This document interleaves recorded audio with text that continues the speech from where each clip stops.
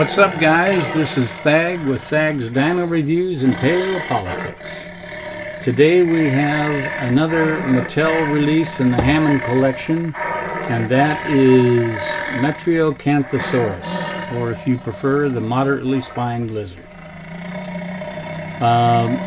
This was actually released about a year ago, and to be fair, I have done some modification to the articulation and the dentition. You're welcome. Now, starting at the skull, you can see again, Mattel hit it right on the money with the sculpt and the scale detail. There is a bit of shrink wrapping, but it's got a really nice set of brow horns. The dentition looks pretty good, although, as I said, I modified it. The paint job is okay, but not really. I kind of like the colors of the sort of dark brown and red. I just don't know. The eye is very small, and it does have a tiny pupil in it. It is painted, and the coloration around the eye to me is a little bit sloppy. I don't know if it's quite that way. It's not an insert eyeball, so there's not really anything to worry there. Alright, along the neck and down the back, down the sides of the torso, down the legs, we see the same scale pattern. Really nicely detailed scale pattern. And we also see the color pattern on the top of the animal.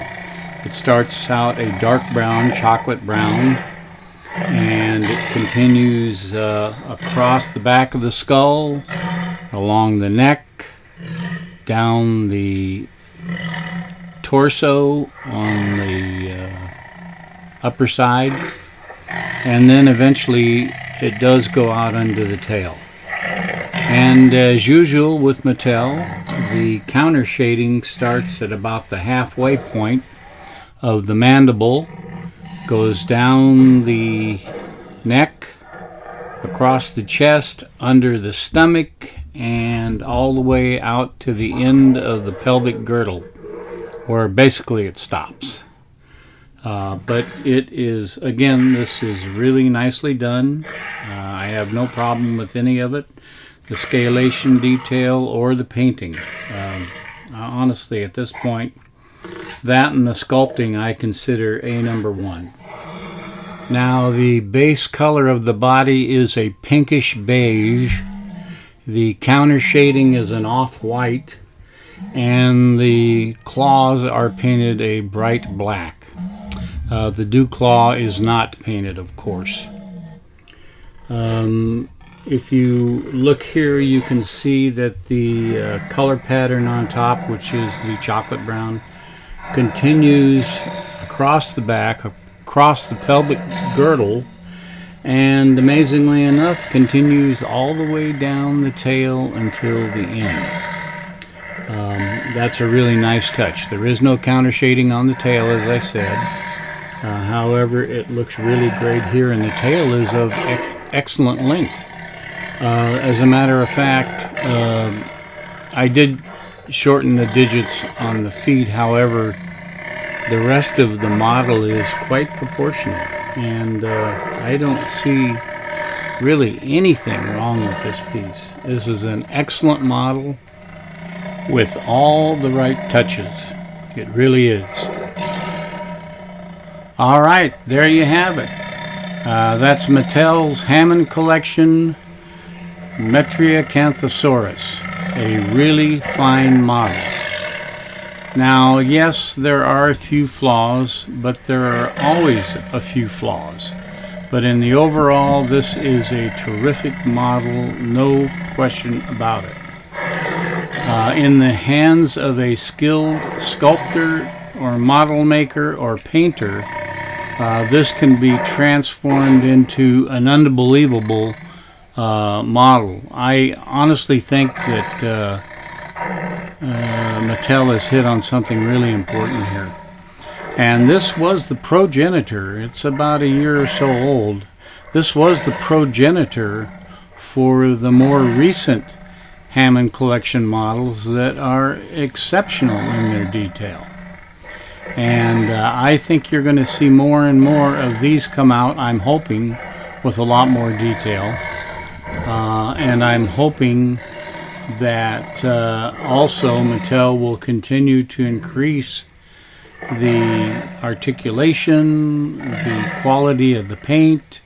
Listen to us reviewers when we say, hey, let's get some counter shading under the tail and let's paint the dew claws and that sort of thing. Let's give them a dark wash, because this model does not have that, but almost all Mattel models have no dark wash. Anyway, it's a solid model, and I believe I paid, it's been a while, but I think it was about $22. It's well worth the price, and it should be in your collection. All right, everybody, one more thing and then we're done. As you probably know, last July 17th, that's a couple of weeks ago, Apex the Stegosaurus skeleton was sold by Sotheby's at auction for a whopping $44.6 million. Now, as you know, or most of you know, my cause celeb is the eradication of all dinosaur skeletons at auction, period. Particularly the large giants from the Jurassic and Cretaceous periods. Now, to be fair, this was a little bit of an unusual circumstance, and let me tell you why. The skeleton was found by a commercial paleontologist by the name of Jason Cooper on his own property, and I believe all that. And he found it in May of 2022, and he got it ready for auction earlier this year and contacted Sotheby's. Actually, he contacted Sotheby's almost as soon as he found the skeleton. But to his credit, he brought in other paleontologists so they could review it. He collected all the pertinent data of the dig. The dig was done completely correctly by paleontologist standards. And he made all that information available. And he took advice from other paleontologists, and he really did a lot on this. Now, to be fair, the skeleton was pretty complete. I think it was about 60 or 70% complete. And he went ahead and they finished it out, made the proper bones that were missing, did a beautiful mount of the skeleton. I've seen it. And I don't know. I just think he did all the right things. Now, unfortunately, he still did one big wrong thing. And that is the fact that he sold the skeleton. That $44.6 million is going to incentivize a lot of less than scrupulous individuals. And we are going to see an absolute stampede of people going to our fossil beds in all the great dinosaur fossil beds in Western North America, really. And they're going to go on public land, they're going to go on private land, they're going to steal whatever they can find. And even individual bones will eventually, particularly skulls, will reach unbelievably new heights as far as money changing hands. I don't like it.